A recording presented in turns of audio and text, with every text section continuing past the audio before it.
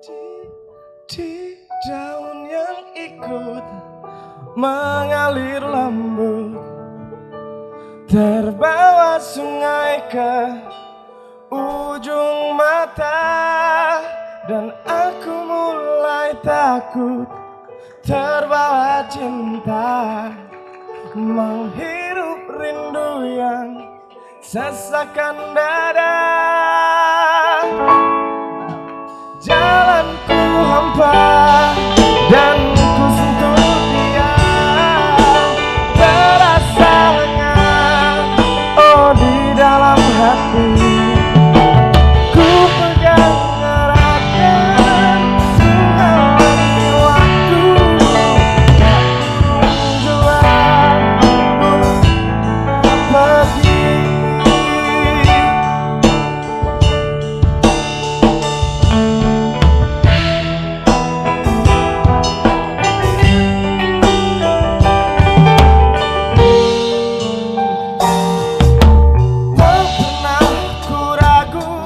Dan selalu ku ingat teringat matamu dan sentuhan hangat. Di saat itu takut mencari makna, tumbuhkan rasa yang sesakan dada.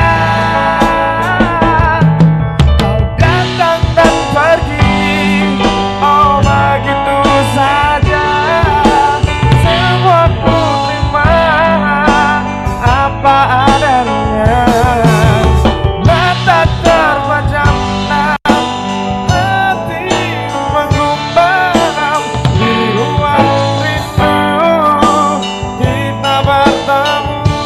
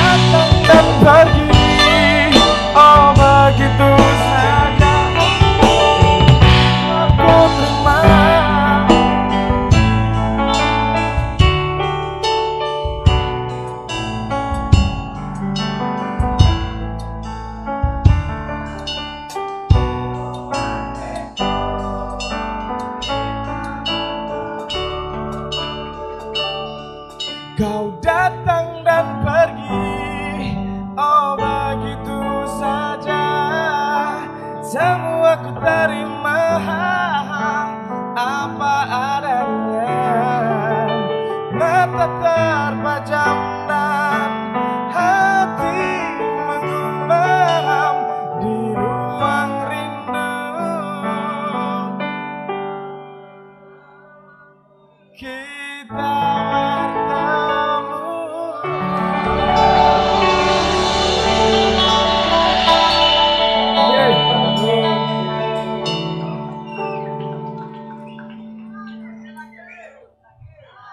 Ya, nanti dulu kita ini baru jam 10, masih ada sampai jam 11 nanti. Ya, mungkin ada yang mau bertanya dulu. Ada yang mau bertanya? Dari dari Jamaah Putri ada yang mau bertanya? Tidak apa-apa, Jamaah Putra. Halo, ada yang mau bertanya? Ya, silakan maju. Ke sini saja, Mas, enggak apa-apa. Orang kerungu. Silakan maju, enggak apa-apa. Nama?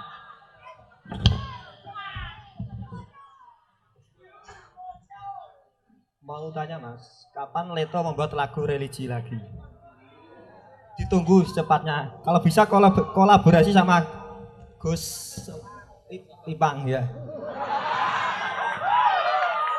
Ya, ada yang tanya lagi tentang materi tadi, tentang menjadi yang berprestasi. Dari Jamaah Putri, nggak apa-apa, jangan malu-malu, nggak apa-apa. Kami memberikan kesempatan yang sama. Silakan tanya sama Gus apa, nggak apa-apa biasanya Jamaah Putri. Ada yang tanya? Ya, maju, nggak apa-apa. Dari Jamaah Putra lagi ada yang tanya, cepat. Ya, maju. Ya, silakan tanya.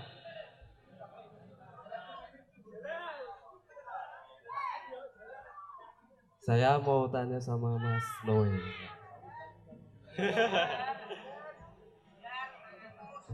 Lagu Ruang Rindu itu kan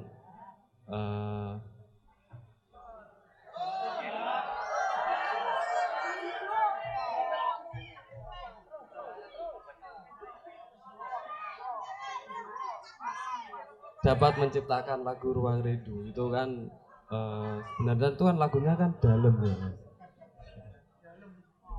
Bagus sih. Itu apa yang dirasakan saat itu? Terima kasih. Pertanyaan untuk Kesapang belum ada. Ya, silakan. Ya, yang untuk Kesapang belum ada. Silakan tanya. Sini.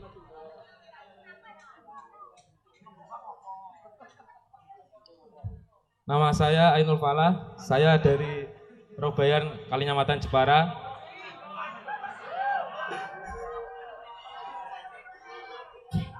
Saya mau tanya tentang bagaimana cara menemukan bakat supaya bisa menjadi prestasi. Selama ini saya mengaji, tapi saya juga main musik.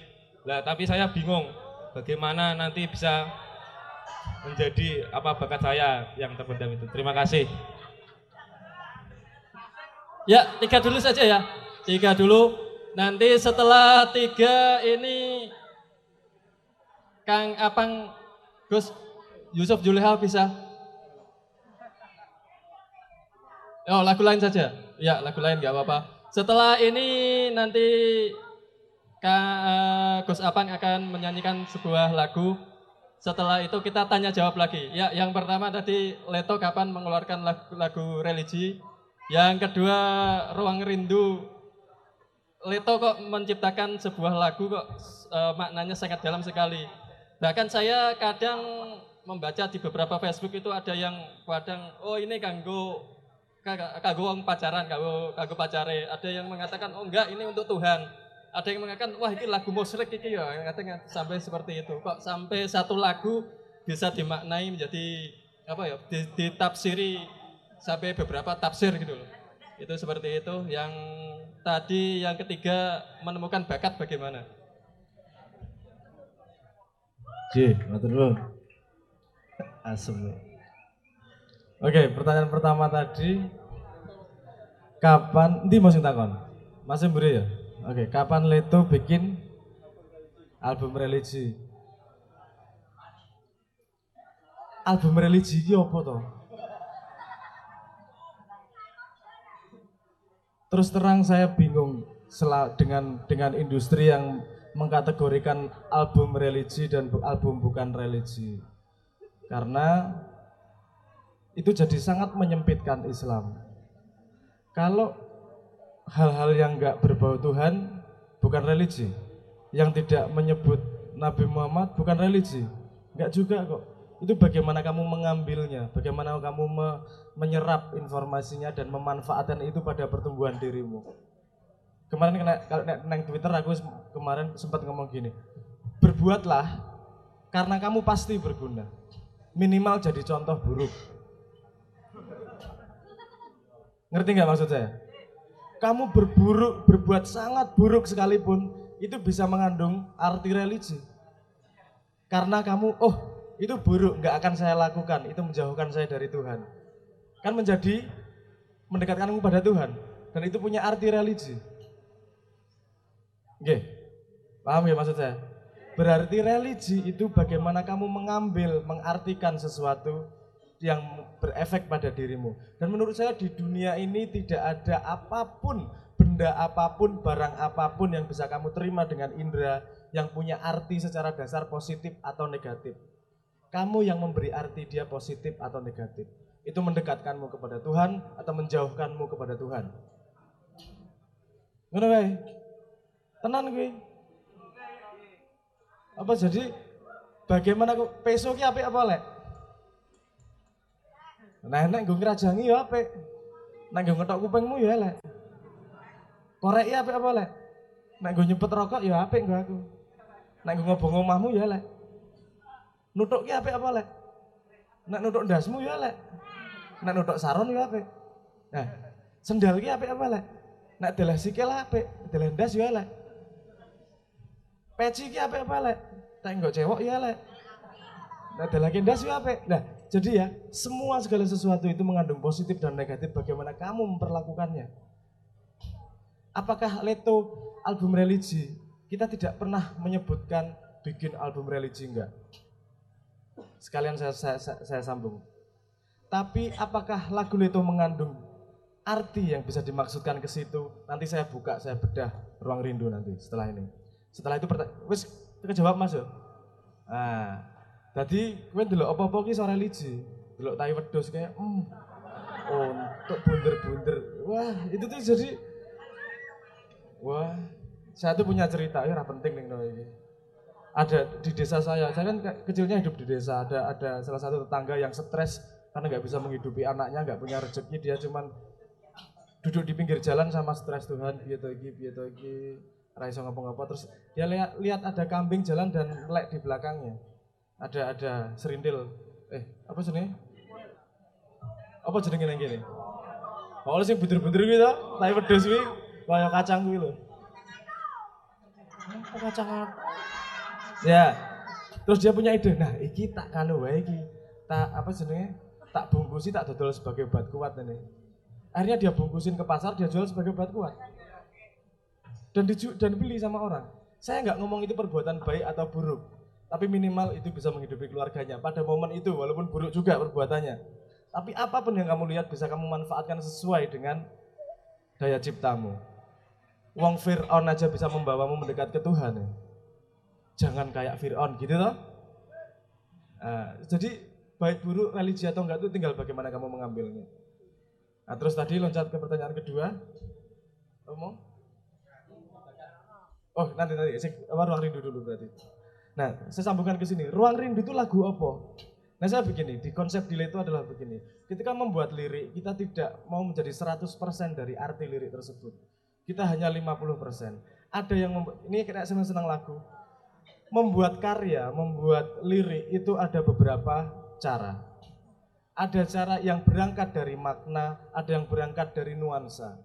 Kalau berangkat dari makna, jelas artinya kamu ceritanya, kamu foto apa, kamu ngomong apa jelas. Kalau berangkat dari nuansa, kamu butuh sambungan dengan pendengarnya.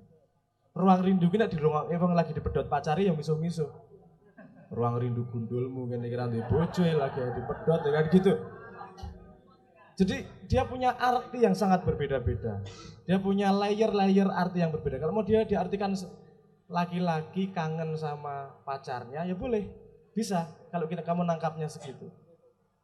Kalau kamu mau menangkap yang lebih tinggi, mau tingkat hakikat, maerot, bisa. Apa namanya?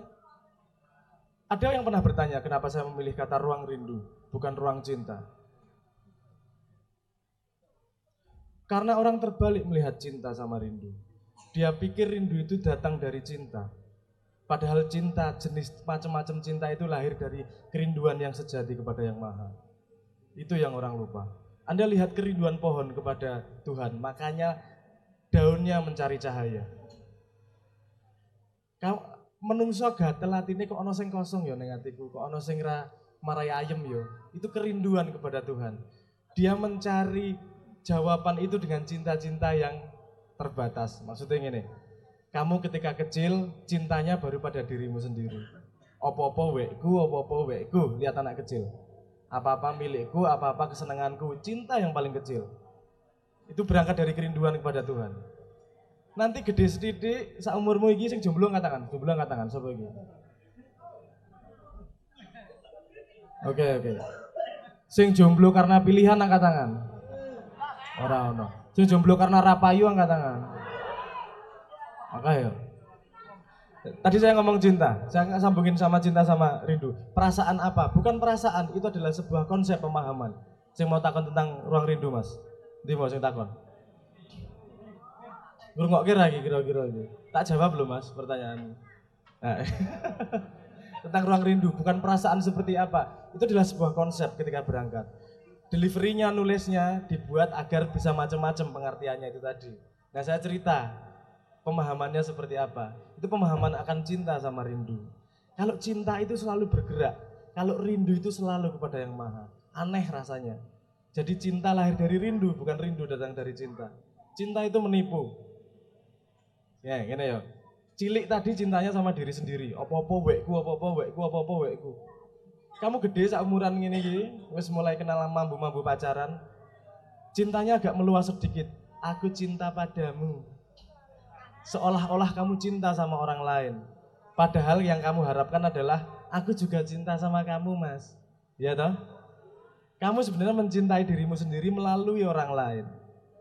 Nanti kalau sudah punya anak, cintamu sudah lebih besar lagi. Kamu benar-benar cinta sama orang lain yang namanya anakmu. Mau dikencingin mukanya, tetap cinta. Mau nakalnya kayak apa, tetap cinta. Cintanya tambah besar, tambah luas. Nanti tua, mesti lebih tua, sudah punya anak-anaknya udah gede, umurnya lebih menua. Dia pasti ingin memperbesar cintanya.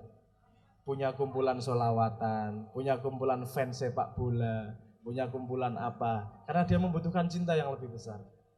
Karena untuk mengenal Tuhan, nomor satu kita harus mengenal diri kita. Dan yang nomor dua kita harus mengenal semua ciptaan Tuhan. Bagaimana mengenalnya? Dengan cinta yang seluas-luasnya. Cinta yang paling luas adalah cinta kepada yang maha. Karena tidak ada di luar yang maha. Jadi ruang rindu, saya ceritain itu tadi. Itu bukan datang dari perasaan, itu datang dari pemahaman. Bahwa rindu adalah asal dari segalanya. Karena tanpa rindu kita tidak akan punya tarian, tidak akan punya naluri mencari Tuhan. Dan hidup melaku racetho nanti, karena tidak ada kerinduan terus. Nek wong ra duwe Gusti Allah kan ngono. Bingung, arep mati wedi. Nek mati njuk nemoni sapa? Ya nek ra ono Gusti Allah tenan, nek ono mati iki aku. Itu jadi memang kerinduan itu dasar apa yang kita miliki. Kita tidak sadar karena lahirnya jadi macam-macam, jadi bentuk cinta yang macam-macam itu tadi, ya. Moga-moga paham ya. Nek ra paham ditanyain lagi, dilanjutkan. Terus saya nyambung yang ketiga, menemukan bakat. Tadi ada salah satu kunci sukses juga yang belum saya ceritakan. Itu yang satu yang namanya observasi, teliti. Kalau kamu mengambil waktu diam dan melihat, mengalami hidup benar-benar. Kue hobi apa? Kue bakatmu. Kue srek neng ngendi? Kue bakatmu. Karena itu tarian alami dari dirimu.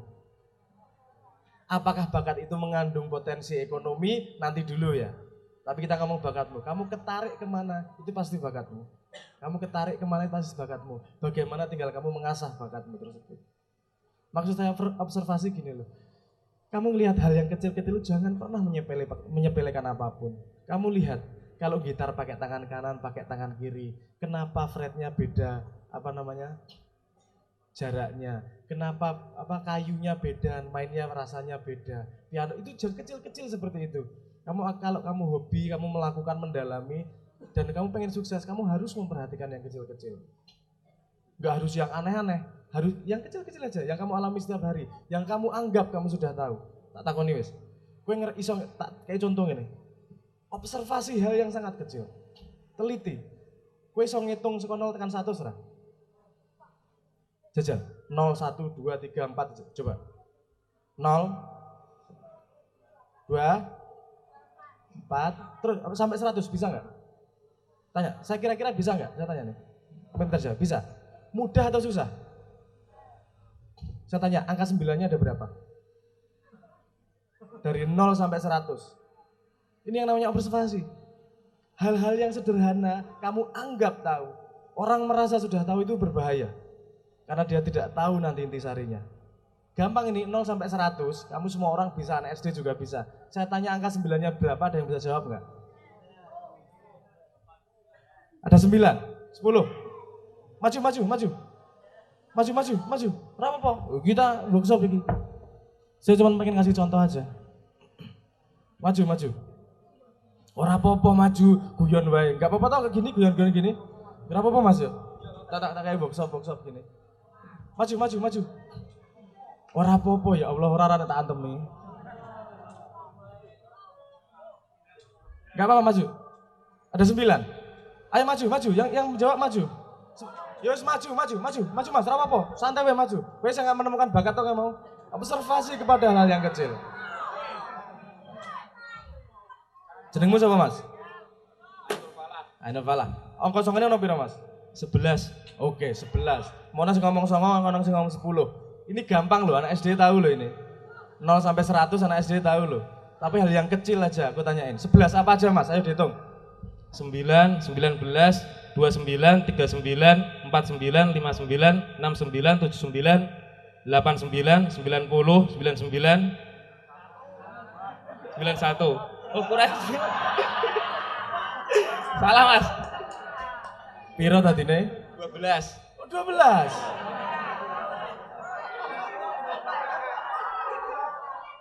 Piro Mas? Banyak Mas, lupa.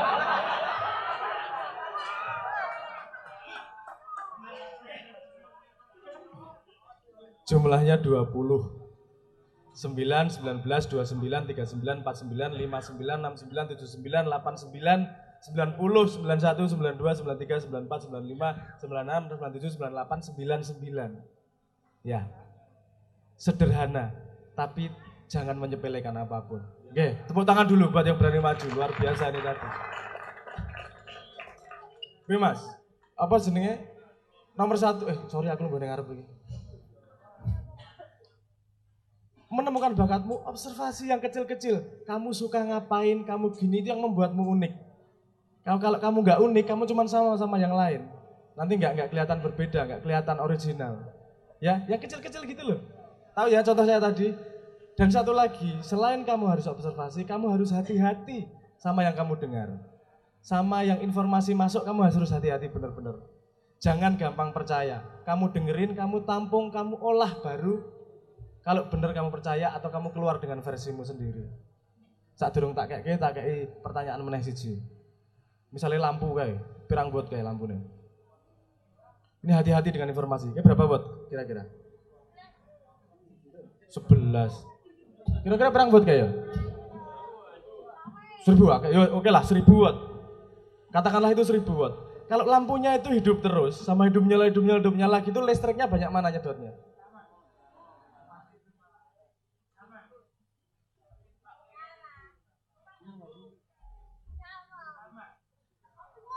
Ini bukan soal, ini jangan menyepelekan ya, ini juga bukan soal tebak-tebakan. Ini mengajari teman-teman berpikir. Kalau Anda sudah tahu, diam dulu. Kasih kesempatan mengalami pikirannya teman-teman. Boros yang mana? Hidup terus, apa hidup nyala? Nah, hidup nyala ya. Ini, rapopo wis rasa maju. Santai ya. Ini maksud saya hati-hati dengan apa yang kamu dengar. Informasi yang datang tidak selalu sama dengan apa informasi yang kamu anggap. Ya. Kalau hidup terus sama hidup nyala sama saja. Karena hidup sama nyala sama aja. Hidup terus apa hidup nyala? Kalau hidup terus atau hidup mati baru berbeda. Kamu tertipu dengan ini loh. Tahu nggak maksud saya? Hidup terus atau hidup nyala, podo wae hidup karo nyala itu. Hidup terus atau hidup mati, ini sebetulnya tebak-tebakan, tapi jangan meremehkan apapun. Ini menunjukkan bahwa informasi yang masuk belum tentu sama apa yang di kepala kita. Ya harus hati-hati, jangan teliti. Nah, gue nek delok berita, delok media, delok coro dan segala macam, kamu harus sangat hati-hati. Karena itu cara paling gampang menipu manusia. dan kita sudah sangat banyak pengalaman tertipu dengan berita-berita model-model seperti itu. Kita nggak teliti, kita percaya pada anggapan, bukan kepada informasinya. Untuk menemukan bakat, menurut saya itu tadi, Mas ya, teliti, menjalankan benar-benar, dilakoni serius, dan teliti dengan perjalananmu. Karena pada setiap perjalanan, golek hikmahnya, mbuh seneng, mbuh susah. Ojo nunggu susah, mbuh golek hikmah. Mau dikai susah terus, nek arep diajari Gusti Allah. Ngaten nggih? Oke, matur nuwun. Assalamualaikum warahmatullahi wabarakatuh.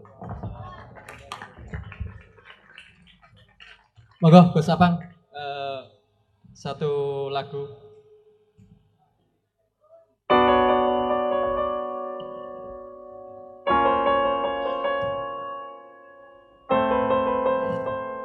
Yusuf Julha.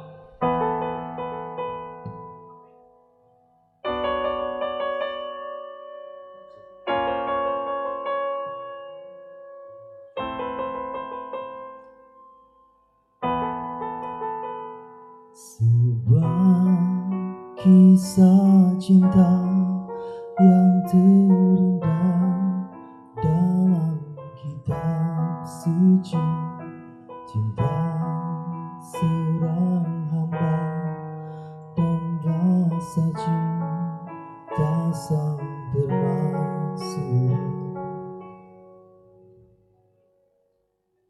Ingin lepas dari ikatan sang raja dan akhirnya bersandiwara raja, merayu hamba yang mempesona.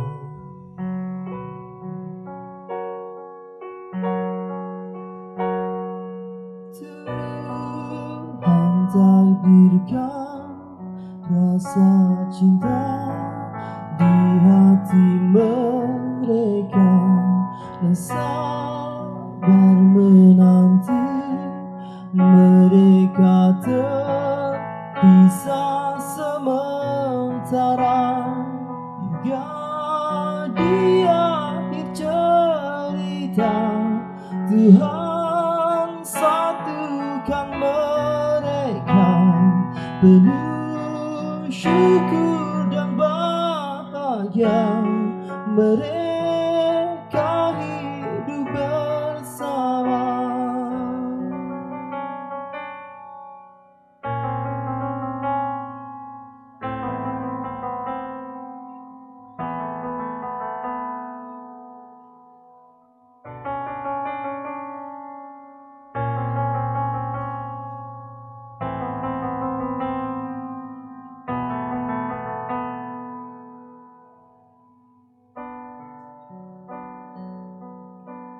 Dewi Asia, istri Fir'aun. Dewi Maryam tak bersuami. Namun di akhir kisah mereka akan menjadi pendamping Nabi Muhammad. Nabi Ibrahim harus rela terpisah dari Dewi Sarah karena ada skenario yang indah dari Tuhannya. Nabi Adam harus terusir dari surga karena cintanya kepada ibu Hawa. Nabi Yusuf harus rela ke penjara demi cintanya kepada Dewi Zulaikha. Dan di akhir kisah mereka semua hidup bahagia.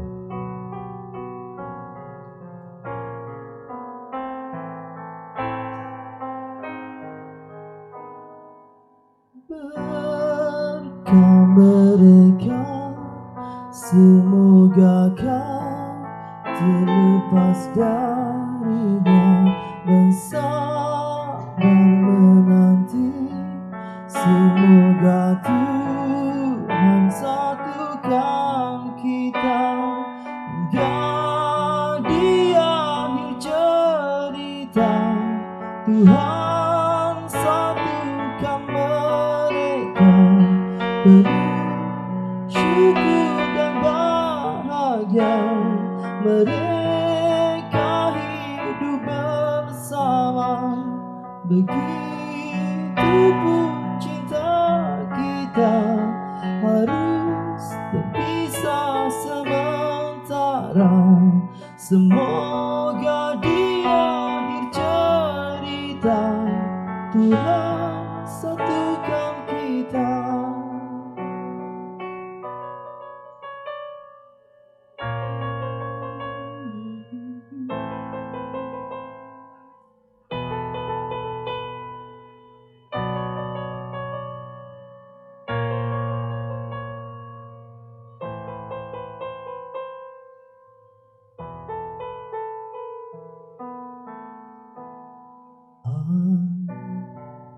Aku di sini menantimu, begitu pun kamu bukan mereka.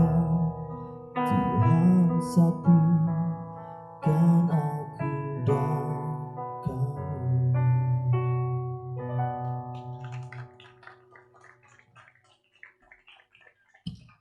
Gus, itu cerita nyata apa cerita hayalan apa Gus? Terlepas dari itu cerita nyata atau hayalan, sebenarnya lagu ini tidak jauh beda dengan ketika kita membaca manakib, ketika kita membaca maulid. Budaya kita sebelum kita berdoa dianjurkan untuk berwasilah. Caranya wasilah diantaranya dengan membaca kisah-kisah para nabi, kisah Kanjeng Nabi, kisah Nabi Yusuf.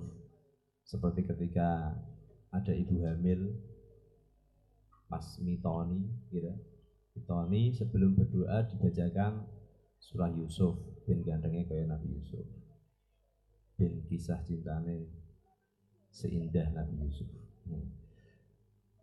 Begitu pula di lagu ini. Di lagu ini intinya doa, tapi sebelum doa saya mulai dengan menceritakan kisah-kisah Nabi Yusuf. Ada Nabi Ibrahim, ada Nabi Adam, dan Nabi Yusuf. Jadi intinya itu mas. Masalah kisah nyata atau tidak, muka-muka nyata, muka-muka. Amin. Muka-muka nyata.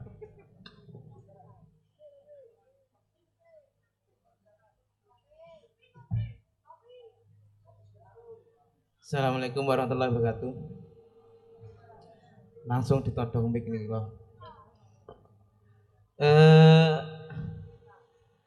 Saya tadi perjalanan ke sini dan komunikasi dari Semarang ke sini sama Mas Sabrang itu sering ditanyai materi ini opo. Aku yo ora dong waduh engko anggen kono gambleng ora sak cukup. Jadi saya sendiri belum dikasih tahu bocoran apa materinya, dan akhirnya yang dipilih adalah bagaimana cara berprestasi. Saya di sini akan ngomong dengan parameter saya. Kalau Mas Abrang tadi kan parameternya mungkin di bidang filsafat dan budaya ya. Saya kok ketoknya langsung di todong mic iki cocok kanggo kue Mas. Jadi di sini saya akan berbicara tentang parameter entrepreneur. Untuk menjadi prestasi itu sebenarnya nggak sulit-sulit amat. Untuk menjadi seorang entrepreneur sampai ini nggak perlu sekolah sing dhuwur-dhuwur, ora perlu sekolah manajemen keuangan sing dhuwur-dhuwur lah. Tapi sekolah itu penting. Tapi saya akan berbicara bukan kapasitas sekolah itu tidak penting dan penting, tapi di sini saya kapasitasnya adalah berbicara bagaimana membuat sikap untuk menjadi seorang yang berprestasi. Dulu saya itu bukan tidak lulus sekolah, itu nggak lulus kuliah, itu nggak lulus sama sekali, nggak lulus. Saya bisa menjadi seorang entrepreneur ini malah sekolah ini yang Maiyah. Maya ini tidak mengajarkan apa-apa, dia tidak mengajarkan ilmu ekonomi, dia tidak mengajarkan ilmu marketing, dia pun tidak mengajarkan ilmu bagaimana bisa berprestasi. Tapi di situ kita temukan bahwa untuk menjadi sebuah prestasi adalah karakter diri kita, karakter yang ada diri kita, gelem ora di berprestasi. Intinya seperti itu. Sering kita memberhalakan tokoh, tapi kita tidak pernah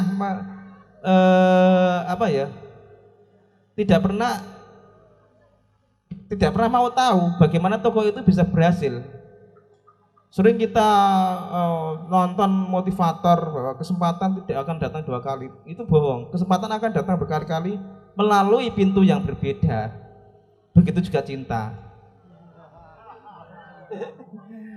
Jangan khawatir, kesempatan itu akan datang, pasti itu berkali-kali, bahkan di saat ini pun kesempatan ini pasti ada. kita sering dibohongin publik seperti itu. Wah. Sering sekali motivator ambil kesempatan, ambil nek urung wektune apa ngopo kan ngoten. Nah urung wektune apa dijiko, nek urung waya iso apa dijiko. Pasti akan datang tapi dengan pintu yang berbeda. Mungkin dengan line-line yang cocok dengan kita. Jadi seperti itu. Jadi berprestasi itu tidak balus. Mas Abrang ini lulusannya ora ahli apa jenenge, ora ahli musik, ngapusi nek iso musik ini gur apa ya wis entuk ning amen lah. Dia lulusan fisika, tapi kenapa dia bisa di musik? Karena dia mau menemukan karakter dia, karakter dirinya. Dia menemukan aplikasi yang harus saya bawa adalah ini, walaupun mungkin disondingkan dengan fisika sidik lah. Jadi seperti itu. Sampai itu bisa, pasti bisa, berhasil itu bisa, berprestasi itu bisa. Kalau tidak memberhalakan hal-hal sing prestasi, berhala itu malah malah menjadi bumerang, malah menjadi itu istilahnya iso nyetop awakmu berprestasi. Contohnya sampean ngerti Bill Gates, wah Bill Gates ki orang hebat ini nenek bengek lah. Atau ngerti Khairil Tanjung, wongnya sugih banget, itu kamu berhalakan tapi tidak pernah melakukan apa yang pernah dilakukan oleh mereka itu. Intinya seperti itu. Jadi karakter diri yang penting, karakter untuk berprestasi. Setiap saya ngisi-ngisi di kampus pasti ditanya, Mas, nek gawe wong wira swasta ki danane piye, modalnya apa, terus engko terus ngedole piye marketingnya. Nah, pertanyaan itu adalah mencerminkan sampean itu tidak orang wira swasta. Kalau mau menjadi wira swasta ya jangan tanya, lakukan. Karena wira swasta adalah kita berjuang sendiri, bukan mempertanyakan hal-hal yang sudah ada di orang lain. Wira swasta itu ada di dalam diri Anda sendiri, bukan ada di orang lain. Semua orang ini punya modal, semua orang ini punya istilahnya duweni kekuatan, maka carilah dalam diri itu sendiri. Mungkin itu tambahan Mas, nanti bisa diskusi lagi. Hah?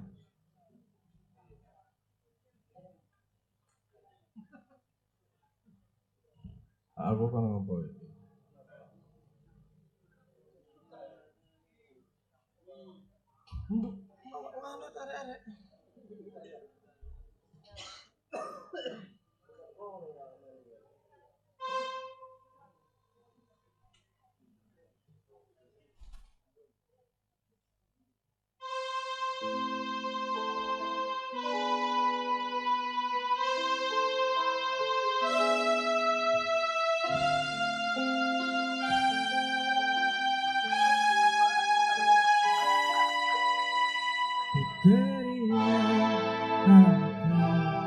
Yang bertabur mimpi, kemana kau pergi cinta, perjalanan sunyi yang kau tempuh sendiri, kuatkanlah hati cinta,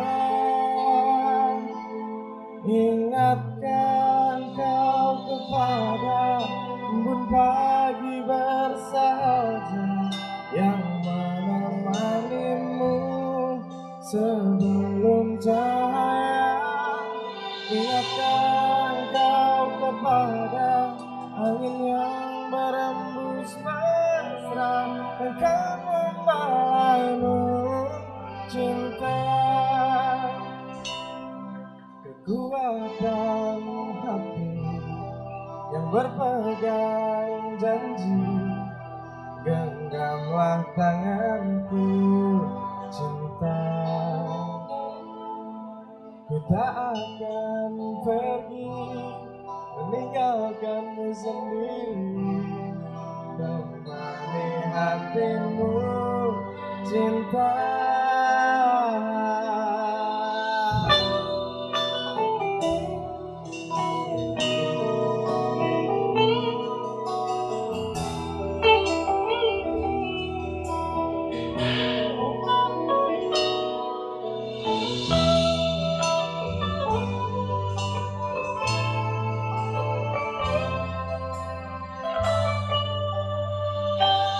Ingatkan kau kepada embun pagi bersahaja, sebelum cahaya. Ingatkan kau kepada angin yang merembus mesra dan kau membawaimu.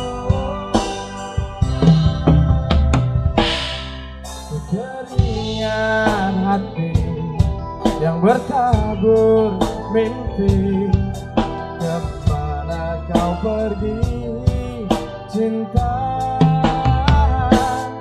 Perjalanan sunyi yang kau tempuh sendiri, kuatkanlah hati cinta. Ingatkan kau kepada embun pagi bersahaja yang menemanimu sebelum cahaya. Angin yang merembus mesra dan kau membawaimu cinta. Kau kepada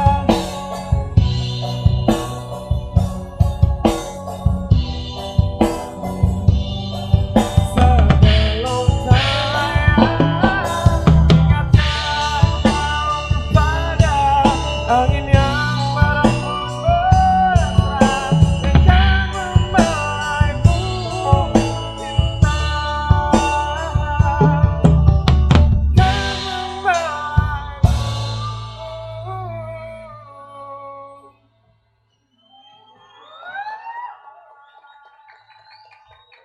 Cinta.